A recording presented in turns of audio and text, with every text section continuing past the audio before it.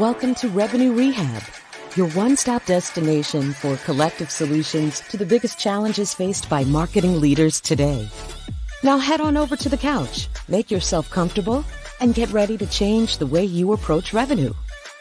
Leading your recovery is modern marketer, author, speaker, and chief operating officer at Tegrita, Brandi Starr.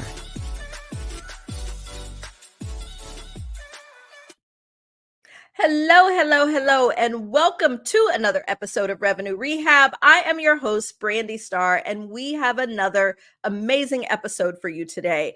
I am joined by Latane Conant. Latane is the Chief Revenue Officer of 6th Sense. She is a trailblazing leader in revenue technology, known for her innovative vision and strategic expertise. With a wealth of experience across all revenue functions, she propels business growth through operational excellence and oversees marketing, sales, customer success, partnerships, and professional services. Her pioneering go-to-market approach has driven remarkable success for 6th Sense, contributing to its exponential growth, industry-leading net revenue retention, and impressive valuation. As the author of the best-selling book, No Forms, No Spam, No Cold Calls, Latane has provided a comprehensive guide for building a modern sales and marketing engine. She is a passionate advocate for empowering revenue leaders and has founded vibrant communities like CMO Coffee Talk and the Empowered CMO Network, fostering connections, collaboration, and leadership development for B2B marketing professionals. Latane, welcome to Revenue Rehab. Your session begins now. Hello. Thanks for that intro. I'm going to listen to that on recording whenever I need to pump up. Yes, I was going to say, there's nothing like your own bio to it's like the nicest great. Intro. Yeah, sometimes I hear mine and I'm like, man, that person sounds pretty amazing. And then it's like, wait, that's me.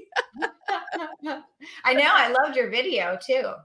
Thank you. Yeah, I think I drove my team crazy getting that video done to get it just right to bring out my personality. So I appreciate it. So I am excited to have you. And before we jump into our topic, I like to break the ice with a little woo-saw moment that I call Buzzword Banishment. So what industry buzzword would you like to get rid of forever?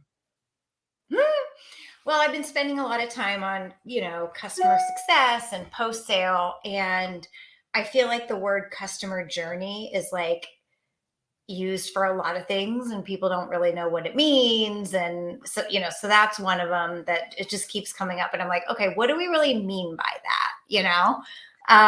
It's just one of those blanket terms that people toss out a ton. And, it can mean 900 things to 900 different people. Yes, I was going to say it will be hard for me to not say that one. I think that is a word that I probably say at least 3 or 4 times a day, but I do agree that, yeah, it is overused and it does mean different things. And I don't think everybody even... It's like saying a marketing campaign. Yeah. Okay. Is it big? Is it small? Does it cover this? Does it cover that? Yeah, it is one of those terms that has just become generic. So I will try real hard, at least for this conversation, not to say customer journey. So we're going to put that in the box and put it up on the shelf. I can't say throw away the key because I'll for sure pull it back out later. It's all good. All good. So now that we've gotten that off our chest, tell me what brings you to Revenue Rehab today? You. That's a simple answer. I love you. I think that is the best answer to that question that I've ever heard. But there's so much that has happened in your career that I very much see as an example of, where I feel like the role, of those that lead marketing, where the CMO role is going in really owning the market. And so I definitely am excited to, share your journey and some of your lessons learned with our listeners. And as we go into the conversation, I believe in setting intentions. It gives us focus, it gives us purpose, and most important, it gives our audience an understanding of what they should take away from our discussion. And so, what is your best hope? What do you hope people take away from our conversation? Just don't allow yourself to be limited. Go find problems, color outside the line.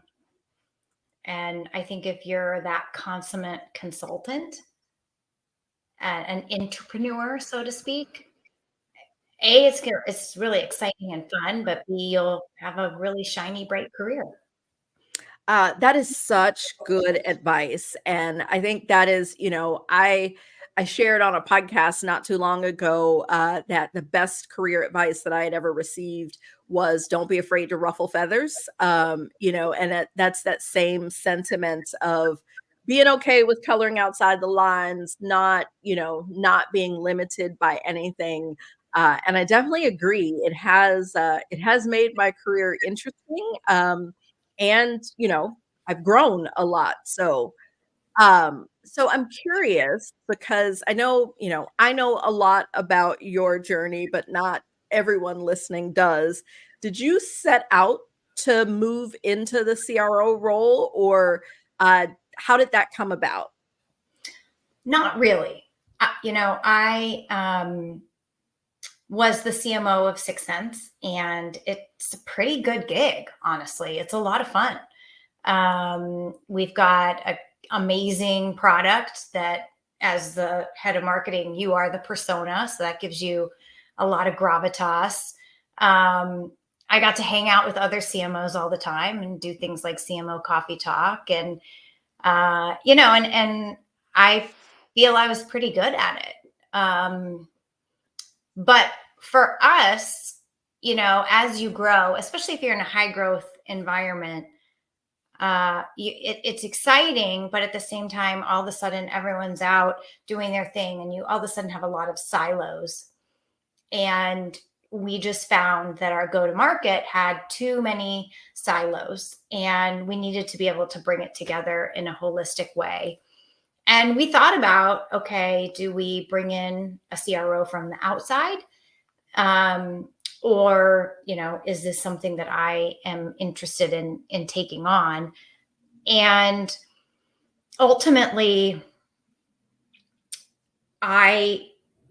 for me, I love 6sense so much. I mean, I feel like so passionate about the product. And I think that's really important from a career perspective. There's, money, recognition, fun, your boss, all these different things. But I think if you're in a revenue generating role, just really loving the product and loving what you sell is so important. And I have that passion. And so, and I also know our customers better than anybody else. And that was ultimately why I got the job. Because yes, I have some aspects that would say, okay, you can do this job, but I didn't check every box. And there are a lot of functions that are new to me right now. I know enough to be dangerous, and I'm smart and I'm hardworking, but I didn't check every box with 20 years of experience. And but ultimately, our board and our CEO and our product team and the other leaders on the team said, we know that she is so passionate about our product and really understands our customers. And, the best way to de-silo a company is to rally around its customers. And so that was kind of why I became CRO. And I know, obviously we wrote the book CMO to CRO. We fully believe that the path that you have taken is the one that all companies should adopt, or I'll say most. But there's a lot of pushback in the market. Like, I've seen conversations where people are like, oh, if marketing's reporting to a CRO, that's an immediate red flag. Or I'd never, take a role where I've got to report into a CRO, and all these sorts of things. And I understand the sentiment, because historically, the CRO role has been filled by someone who has just come up through the ranks of sales and they're, purely sales focused. And so I'd love to hear your thoughts because, you now have a head of marketing that's reporting into you, and, she does an amazing job, and you guys seem to have a really great working relationship. You got to ask her. No, I'm just I've always heard her say positive things. But, and I've seen other people who have had the same scenario, but there seems to be this sort of sentiment that this isn't the way to go. And so I'd love to hear your thoughts, advice, speaking to the naysayers who don't believe that, things should be unified. Like, what are the real advantages of bringing the whole revenue team together under one leader? So I think it's important. Maybe CRO is the buzzword we don't like. Because CRO can mean a lot of different things and a lot of different purviews. So I think it's important to, first of all, like, what is the purview of said CRO, right? Like I hear a lot of CROs that have sales and then post-sales, but not marketing. And then there's some that have sales, post-sales, marketing, partnerships, which is mine. So kind of like, I think, and then there's some that honestly just have sales, but call themselves a CRO. So, and now people are calling themselves chief growth and this, that, and the other. For us, again, it came back to wanting to de-silo the org. And I am on the record saying, do not take a CMO job unless you report to the CEO. Like, so I am a naysayer. I'm a Gemini, so it's like, all the personality coming out. But in our particular situation, again, all of a sudden we had multiple products, multiple geos, multiple personas, and our complexity and multiple segments, our complexity got to the point where we just needed that unification. I will say it is a very challenging job. It's a big scope. And sales has it's like it has a gravity of an orbit that just completely pulls you in. And it is challenging, like when I first started, I'm like, we're going to do a little each day. And so the end of the quarter, we're going to work on our pacing, and we're not going to do that whole end of quarter stress thing. That's not my thing. Like, I'm the kid who studied every little bit every day and never crammed for an exam. And, that's just not my style. So guys, we're going to make this, big change or whatever. And we have improved our pacing slightly, but that was very naive.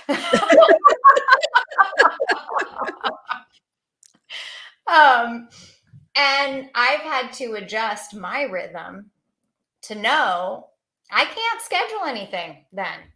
It's going to be insane, and I think so you need a strong head of marketing that's going to be able to say, I got this, I can plow through, I can keep these initiatives running, because you really can't start and stop marketing. It has to be always on.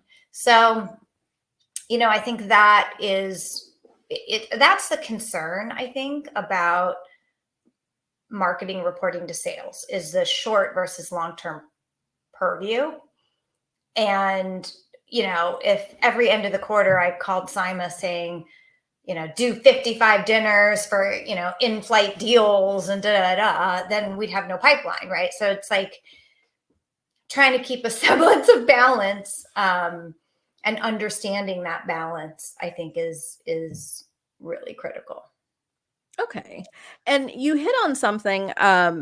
Do you have, so I know you have a head of marketing. Do you have someone that leads each of the functions that are under you, or are you the primary, kind of executive for everything but marketing? Like, what's the structure of your leadership team under you? Yeah. So I've got a head of sales who's awesome. I've got a head of professional success, professional services. I have a head of customer success. So each function has a leader, and it's my job to kind of bring them all together and make sure we're all on the same page and things like that. And I will say, marketing particular, one of my big criteria was that Sima is on our exec team.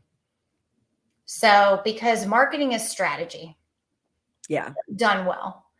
And so I said, I need her to be in the room for our strategy and our planning because, she's the one looking at the ICP every day. She's the one, doing a lot of the win-loss analysis, all that market stuff that I think is so critical. Now she's able to do and bring to the table. Okay. And so that's a perfect transition into something else I want to talk about, which is the market versus marketing. And, Empowered CMO, I'm a part of the network, the probably best event of the year always. And I think that was 2 years ago, where that was the first time I had really heard the distinction laid out, but in removing the ing from marketing. And it wasn't the first time I heard about owning the market and all those sorts of things, but the way that it was presented there as really almost like a whole different role was really impactful in helping me look at the market more, and even in having conversations with my clients around what they're focused on. So because I know that you kind of accredit that owning the market as a key reason why you were able to successfully move into the CRO role. So I want to talk about that transition a bit. What was the aha for you that caused you to lean in heavier into removing the ing off of marketing? So we did a study once, a few years ago, and it was all about like successful go-to-market and what was the rationale. Like we were basically asking like, why are you successful in your go-to-market? And we had different cohorts of like growth. So if you're high growth, what are the reasons? Medium growth, et cetera, et cetera. And for the high growth companies, the number one thing was product market fit. Not we have great marketing, not our demand gen is awesome, not our sales team is the best thing ever. It was product market fit. And so all these other things are kind of like the meat grinder that you apply to product market fit. But you can't meat grind your way to tremendous growth. Right.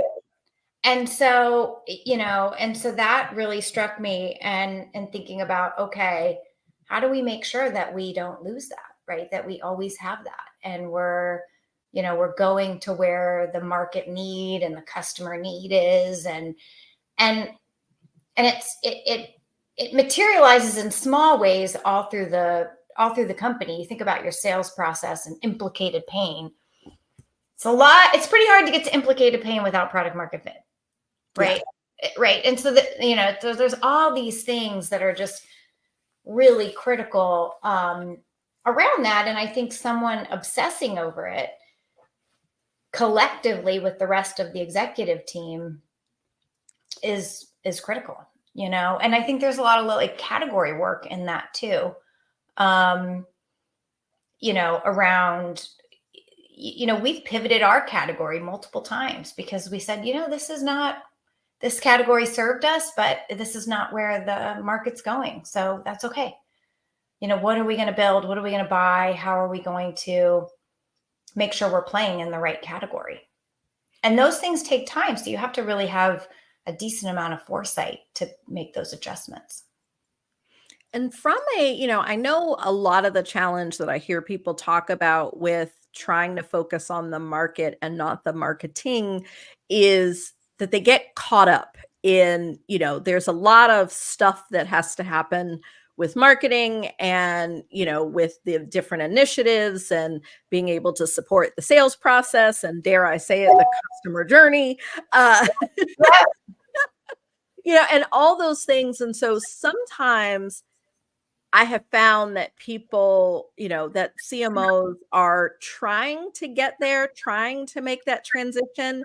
And the first, I've heard a few challenges, but the first becomes like time and focus, and being able to really, because really understanding the customer and the market and all those things, like it takes effort, to lean in and really hear and research and read and, talk to people and talk to customers. And so how did you find the time to do both? Because Six Senses marketing initiatives have, for as long as I've known, been big and they've been out there and there's been lots of them. So knowing that there's lots of things to have been done, you still were able to really lean into that. And so I'm really curious, sort of what was your secret sauce there? I mean, first and foremost, having a kick-ass execution team is huge. To make sure you have a team that you trust. But I would say there are some critical ways to get market insights. I think that really following analysts, love them or hate them, it is a kind of, it is very time consuming, but they are the category creators. They're the category makers. And so really understanding like what evaluative research they're going to do, why, what categories they're studying is absolutely critical. So I spent a lot of time doing that and taking their input, which sometimes you don't like, but you need to be able to take it and adjust. The other thing is we do a win-loss study. And, if you do 20 deep dive interviews, it's a statistical sample. So a lot of times people write off interviewing and want a survey. But for me, I found that the deep dive interviews are really, really the most valuable. And so, we do those win-loss interviews and that boils up. And then the last thing is I would do something called a customer blitz, where I'd go to a city, sit down, and literally in one day meet 8 customers right in a row. And I do a couple days of that. And, you do those things and all of a sudden you start to have a really good idea of like what's going on, right? Like, and what do we need to do based on that? And so those were some of my tools to use. And then again, on the execution side, it's one thing to know the market you want to be in, but if you want to be a chief market officer, you got to own that market. It's 2 steps: knowing the market and then owning the market. And so that's where the execution comes in, and doing like really big, cool lightning strike type programs. A lot of times you can get really caught up in bits and bobs and like, who cares, So just making sure the team is focused around doing some really big, cool things versus a lot of dippity-doos.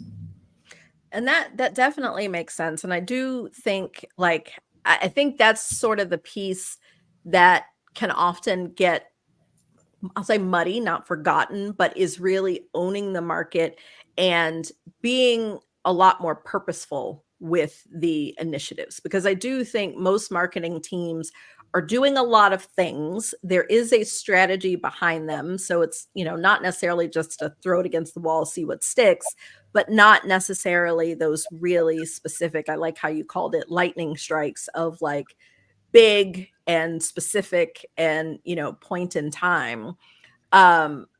In balancing, because there is always still some of that like air cover kind of things, how would you say your team is balancing that execution? Like, what is just that overall air cover brand building things that are always on versus those more, bigger, more purposeful initiatives?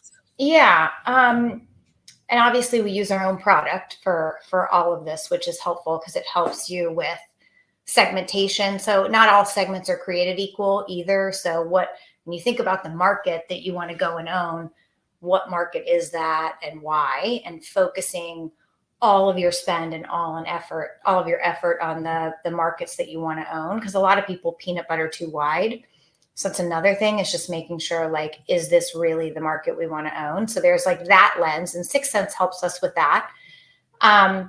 We also tier our campaigns. So we try to do twice a year one of those big lightning strikes. So think of that as our customer conference. I mean, this is millions of dollars of investment, right? It's huge. It's significant. And that's a tier one. And so that we work on that every year, all year. The second, we get a week off when the conference ends, and then we start working on the next year. So, significant. And we try to do 2 or 3, things like that a year. Then we have tier 2s, which are like, maybe it's a persona-based blitz, maybe it's a competitive takeout, maybe it's a product launch, but they're somewhat point in time. And those are tier 2s. And then tier 3s are always on. And a lot of times a tier 2 will graduate to a tier 3. And what do I mean by that? We partner a lot with sales engagement platforms. So we're doing, we did a big integration with SalesLoft. We ran a big tier 2 around that. And you know what? It's kind of evergreen. Why would we turn it off? Just graduate that to tier 3. And it's always kind of working. So as you do more tier 2s, they can stay on, so to speak, in that tier 3 level. Okay. Yeah. And I think that is a good way to think about it, because so often, I've seen people have whole teams dedicated just to those tier 1 activities, but then they don't get the other stuff done, or they're doing so much of the tier 2 and tier 3 that they don't really have the capacity to, take on those tier 1s. So I like that idea of really thinking about that, and then letting your tier 2s fuel your tier 3s, because the work is done. You kind of just pour more budget into it. Yeah.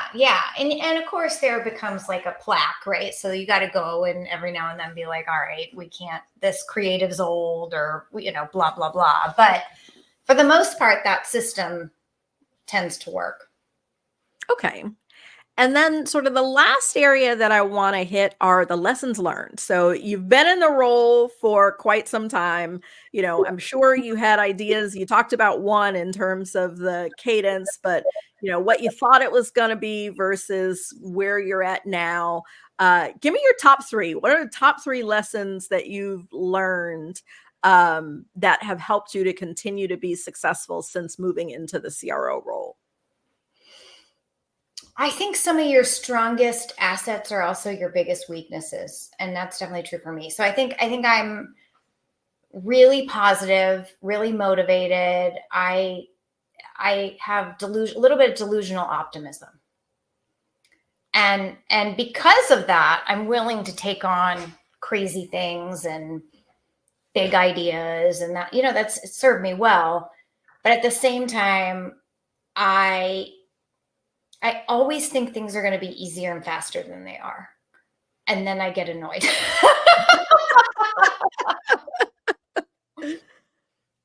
So that's the flip side, is I'm like, I don't understand why is this taking a month? This should take a week. It's like that kind of thing, that I don't, patience for me comes, I'm not good at that. And so I have to just sometimes be like, the right things are happening. It just takes time. But I would say that's especially when you have a really big org, you're not going to snap your fingers and everything's going to change. Yeah. I think, even in small orgs, change takes time. It's for different reasons. It's like you move a little slower because you have less resources, and, larger org, it just takes more time to move all the resources in the same direction. Yeah. So, change is slow to a certain degree. Okay. So that's one lesson. Anything else that you've learned? I would say just never underestimate your team and I call them my ride or dies. There are people that I trust and continue to trust over and over again and pull through for me. And you just have to make sure that you recognize them, appreciate them, keep them close. Cause that's the difference between success or failure is those people that you can't do a huge lightning strike, or you can't have a blowout quarter without lots of people, doing the right thing, hitting it really hard. So I think that's just, I continue to be amazed and feel really lucky about the people I get to work with. Okay. And has there been anything for you that has been especially difficult that, you didn't expect to be so hard, but you found, leading all of the revenue teams to be challenging? A lot of context switching. So that's challenging, feeling like there's not enough hours. I think it's to be honest, I don't think it's this role necessarily. I think it's anytime you take on a brand new job. The first year is very challenging. And, you come in, you're all excited. You have these huge ideas. You have these huge plans. You're working your butt off because you have this vision, and you're so excited to get the vision going. And then it takes a little longer than you thought, and you're still working really hard, and you don't have that operating rhythm quite down yet, and maybe not all the right people in the right place. And then all of a sudden at a year, you're like, oh my God, actually I did do a lot. Like, a lot happened. And so I try to zoom myself out, and luckily I have a good husband who will say, okay, you're at this month mark. This is what's happening. You're at this, because he's seen me take on new roles so many times. And he's like, this is the first year. This is the first year. And so I think just knowing that that's gonna be the case is important. Yeah, and I do think sometimes it is hard to sit with that, because you do go in with so much excitement. You see where you can have the impact. You want that impact to, show up sort of right away, because you can, but there is a learning curve, and, a lot that has to happen. Yeah. And I tend to I say planning is dreaming in detail. So for me, a plan is I really obsess about it. I think about it a lot. I write pictures in my notebook. So it's not like, oh yeah, this would be great. I'm like, no, I've actually seen this in my mind. And the fact that it's not done feels like it was taken away. Mm. And so just like that urgency, it fuels me. But it also is like, I wanted it yesterday. Yeah, I definitely am the same way, especially like if there's a problem, it's like until I recognize that there's a problem, it's like ignorance is bliss. But then once I recognize there's a problem, my brain starts to solve it. And once my brain solves it, I want that to like magically happen. Yeah. And it's like, why are we still doing it the old way? And it's like, because that, we don't have the magic wands. So I definitely feel you there. And so thinking, sort of talking about our challenges is just the first step. And one thing that I always like to do is to leave people with the one thing, because I do know I am seeing more and more, not in masses, but definitely seeing more CMOs follow in your footsteps and take on the full responsibility of the revenue team. And so if someone listening wants to follow in your shoes, what's the one thing, like if they are considering this career path, what's that first step that they should take? So a couple things. I think that there are certainly things you can do as a CMO to gain the right skills. Now, so try to take over the BDRs. They're a mini sales team. And they require that same rigor as a large sales org. So that's good practice. Forecast your pipeline. You have to be able to forecast. So being able to look at all the math and call, this is where we're going to end up for the month, for the week, for the year, etc. Super, super critical. and then I think too, like the sales process is really important. And so a lot of CMOs don't think about the sales process, like, and philosophy, are you med pick, medic, whatever, and what that placemat looks like, because that'll also make you a better marketer, because you'll be able to know, oh, in stage 5, this is exactly what needs to happen. In stage 4, this is exactly what needs to happen. And you can support the process better. But great sales and CS execution is about process and consistency. And so starting to lean into that and understand it, I think is really important. I would say then that's kind of part 1. I know you asked for one thing, but then part 2, I'm sort of a method actor, if that makes sense. So when I take on a new function, the first thing I do is I get really close to the work. And people say, oh, you don't want to be in the weeds. I love weeds. You got to whack the weeds. And so I try to spend a lot of time just getting really close to the work. Like, what is happening day to day? Show me how many steps it takes to open an opportunity in Salesforce. Well, that seems silly. We can probably do it better. I just, to me, that's the only way. And then you should win over the team that way, because they're like, okay, she gets it. She sees us, so everybody wants to feel seen and recognized. And I think as a leader, being able to get down to that level of work, then you're like, okay, I see the problems. I'm going to help you. I'm going to actually fix it. Is just sort of how I roll. Yeah. And I think that's sound advice for anyone, even if you're not trying to move into a CRO role, but just, being able to lead people, to lead marketing. It is so easy, because most of our jobs is very strategic. It is easy to try to stay out of the weeds. And sometimes it is important to, get down there, roll around, and really experience it, because it does help you to be more strategic, see where there are inefficiencies or challenges. So I love that. So I'll definitely take the 2 things instead of the 1 thing. Yeah. Okay, good. Thanks. It's always, all the advice is much appreciated. I think I learn just as much from my guests as the listeners do. And so I have really, really enjoyed this conversation. So I know you are super busy. So I thank you for taking your time out to join me on the couch today. But before we go, how can our audience stay connected with you? And definitely give the shameless plug for 6th Sense, as if there's anyone that doesn't know what it is. But I know it's a very powerful tool, so it is always good to share that here as well. Yeah. Find me on LinkedIn.